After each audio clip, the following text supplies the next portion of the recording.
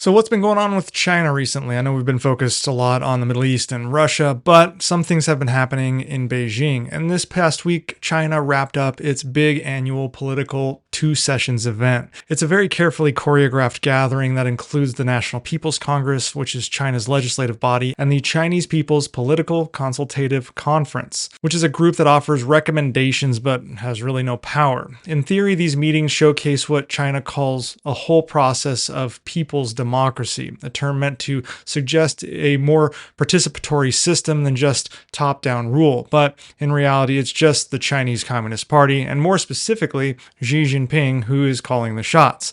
The NPC mostly rubber stamps decisions already made behind closed doors. Even so, these meetings are more than just political theater. They provide a glimpse into what Beijing wants the world and its own citizens to believe about China's direction over the next year. This year's two sessions sent 5 major messages, revealing the Chinese Communist Party's priorities and worldview. First, the event was a full-blown tribute to Xi Jinping, like disgustingly so. The meetings featured plenty of visuals designed to showcase unity. Delegates from across China, some in bright traditional outfits, filing into grand halls, but at its core, the entire spectacle reinforced Xi Jinping's dominance. Government reports credited China's achievement directly to him. The National Development and Reform Commission even declared in bold letters, quote, "We owe these achievements to General Secretary Xi Jinping, who is at the helm charting the course." Now, on the flip side, any struggles were blamed on external forces, which mostly meant taking swipes at the United States. Now, Xi wasn't presented as a participant in the decision-making process at all. He just seems to be a godlike leader standing above it all, firmly in control of China's future. Second, China's economy is sending mixed signals. On one hand, consumer confidence is very shaky, and industries like real estate and manufacturing are struggling with overcapacity.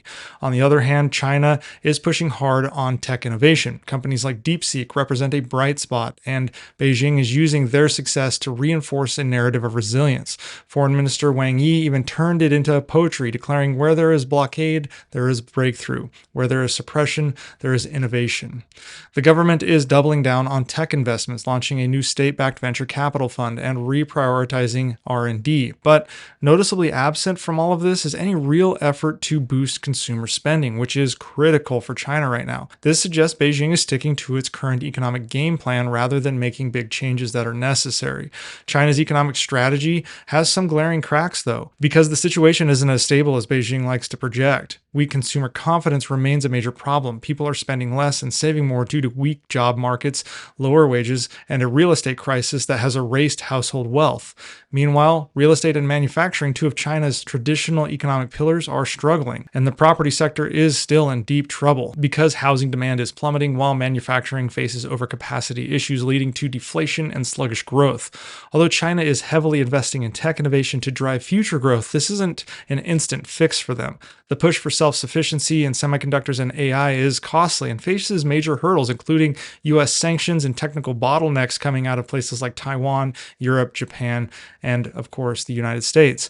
Additionally, Beijing's reluctance to stimulate consumer spending means the domestic market isn't picking up the slack, leaving China overly dependent on exports at a time when global demand is cooling. So without structural reforms, these economic cracks could widen, making it harder for China to sustain long-term growth. Now, thirdly, China is seizing the moment on the global stage. They are trying to reshape global skepticism toward its debt-heavy investments and aggressive diplomacy. They're basically trying to reshape their image. It's also eyeing the U.S. presidential election as an opportunity, especially with Donald Trump's confrontational approach to foreign policy. At a March 7th press conference, Wang Yi positioned China as a force for stability, painting the U.S. as the aggressor with, quote, "stronger arms and bigger fists," end quote.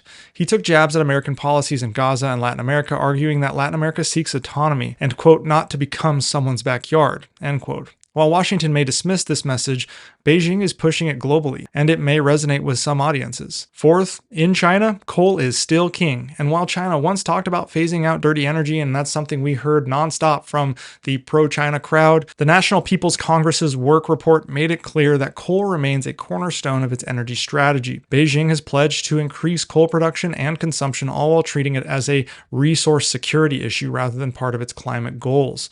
This shows a shift in priorities. Energy energy stability now outweighs environmental concerns, which, let's be honest, really has always been the case in China, but now they're just more comfortable being so out in the open with it. Finally, the overall takeaway from the two sessions is business as usual. Beijing acknowledged economic challenges, but instead of looking inward, it again blamed external factors. It blamed the United States, a weak global economy, and other more minor factors, while making only small policy adjustments internally. For struggling Chinese consumers and global businesses affected by China's excess manufacturing, that's not exactly reassuring.